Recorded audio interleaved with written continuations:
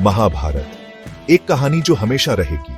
भाइयों की कहानी, युद्ध की कहानी, धर्म की कहानी। पीढ़ी दर पीढ़ी सुनाई जाने वाली यह कहानी जिंदगी की उलझनों को दिखाती है। ये प्रेम और बिछड़ने की, कर्तव्य और इच्छा की, धर्म और विश्वासघात की कहानी कहती है। कुरुक्षेत्र का युद्ध का मैदान एक कैनवास बन जाता है जिस पर इंसानी जिंदगी का नाटक घटित होता है।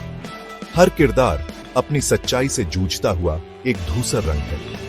महाभारत सिर्फ एक कहानी नहीं है, यह हमारे अंदर के युद्धों का प्रतिबिंब है।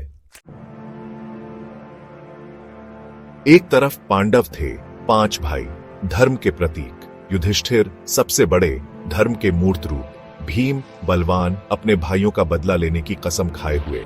अर्जुन महान धनुर्धर, स्वयं कृष्ण का आशीर्वाद प्राप्त। दूसरी तरफ कौरव महत्वाकांक्षी दुर्योधन के नेतृत्व में। ईर्ष्या और सत्ता के लालच में अंधे वो अधर्म के रास्ते पर चले।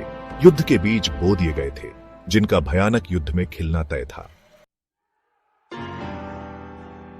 तनाव उभल रहा था, युद्ध की फुसफुसाहट गूंज रही थी। शकुनी की चालाकी से भरे दुर्योधन ने युधिष्ठिर को पासे के खेल के लिए चुनौती दी। अपने धर्म से बंधे पांडवों ने स्वीकार कर लिया।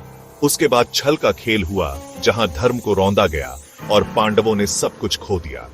पांडवों की पत्नी द्रौपदी का अपमान हुआ, उनका राज्य छीन लिया गया। पांडवों को वनवास के लिए मजबूर किया गया। उनके दिल विश्वासघात के दर्द से जल रहे थे। भाग 4, अश्वत्थामा का विश्वासघात। युद्ध जारी रहा।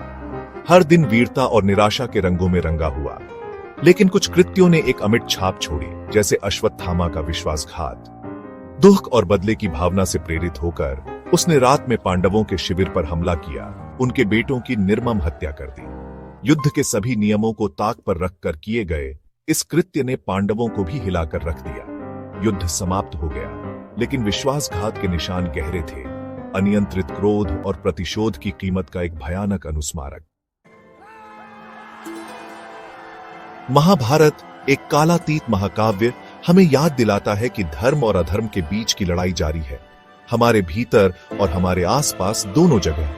यह हमें आत्मनिरीक्षण करने, धर्म चुनने का आग्रह करता है, क्योंकि जीत में भी अकल्पनीय क्षति हो सकती है। भारतीय पौराणिक कथाओं की दुनिया में और गहराई से उतरने के लिए अभी सब्सक्राइब करें।